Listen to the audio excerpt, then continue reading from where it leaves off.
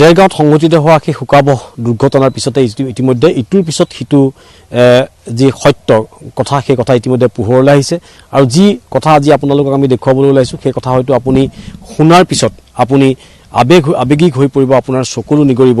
মোৰ লগত আছে এগৰাকী মহিলা, মই কেমেৰাপাৰ্চন প্ৰশান্তক মই দেখুৱাবলৈ কৈছোঁ, সম্পূৰ্ণৰূপে শাৰীৰিকভাৱে সম্পূৰ্ণ সক্ষম, শাৰীৰিক তেওঁ মুখবধিৰ, মুখেৰে যিহেতু মাত নুফুটে আৰু এইগৰাকী মহিলাৰ স্বামী ইতিমধ্যে সেই দুৰ্ঘটনাত গুৰুতৰভাৱে আহত হৈ বৰ্তমান চিকিৎসাধীন হৈ আছে। মুখেৰে একো মাতিব নোৱাৰে আৰু আজি সেই ঘটনাটোৰ লগত হয়তো তেখেত কেনেদৰে জড়িত হৈছে সেই কথাও আজি মানুহক তেখেতে বুজাই দিব নোৱাৰে।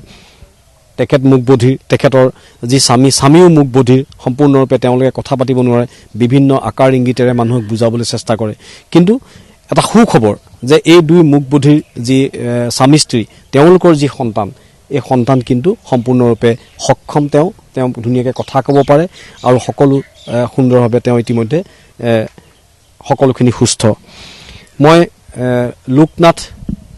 লোকনাথ শইকীয়া ইতিমধ্যে তেওঁ দেৰগাঁৱৰ যি দুৰ্ঘটনা, সেই দুৰ্ঘটনাত ইতিমধ্যে আঘাতপ্ৰাপ্ত হৈ যোৰহাট মেডিকেল কলেজত চিকিৎসাধীন হৈ আছে। তেওঁৰ ঘৰত আমি উপস্থিত আছোঁ, বচা ভৰলুৱা। তেওঁৰ মাতৃ আছে, লোকনাথৰ মাতৃ।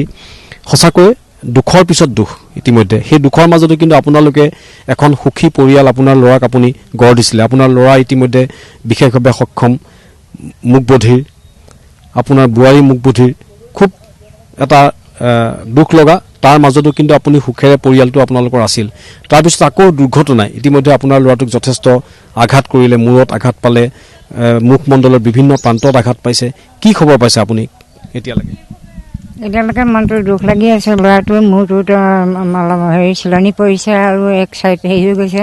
মই চিন্তা কৰি আছোঁ ভৱিষ্যতৰ কাৰণে ল'ৰাটো ভাল হ'বনে নহয়, সেইটোৱে মোৰ এতিয়া চিন্তা লাগি আছে। বাপেকে আৰু ভায়েকে যোৰহাটত ৰখি আছে। এতিয়া মই তাৰমানে এইবিলাককে এতিয়া চিন্তা কৰি আছোঁ। মুখে ক'ব নোৱাৰে, ল'ৰাটোৱে মুখে মাতিব নোৱাৰে, কাণেও নুশুনে। আৰু যিগৰাকী বোৱাৰী আছে সেইগৰাকীয়ে মুখে মাতিব নোৱাৰে, কাণেও নুশুনে। আৰু তেখেতসকলৰ যিটো বাচ্ছা আছে, সেই ল'ৰাটো 4 বছৰ হৈছে। সেই 4 বছৰীয়া ল'ৰাটোৱে এতিয়া মুখে মাতিব পাৰে, কিন্তু বাপেক মাক বিকলাংগ মাতিব নোৱাৰে। এতিয়া সেই আপুনি মুখে মাতিব নোৱাৰে, আপোনাৰ সন্তান মুখবধিৰ সন্তান, তাৰপিছতো আপুনি কিন্তু আপোনাৰ সন্তানৰ কাৰণে এগৰাকী বোৱাৰী আপুনি বিচাৰি পাইছিলে। ঘৰখন ধুনীয়াকৈ চলি আছিল।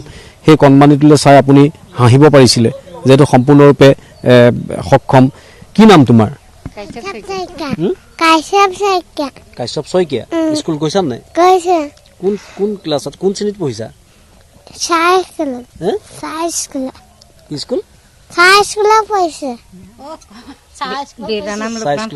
দেউতাৰ নাম কি? দেউতা ক'ত গ'ল এতিয়া? যোৰহাটলৈ গ'ল। মাৰ নাম কি?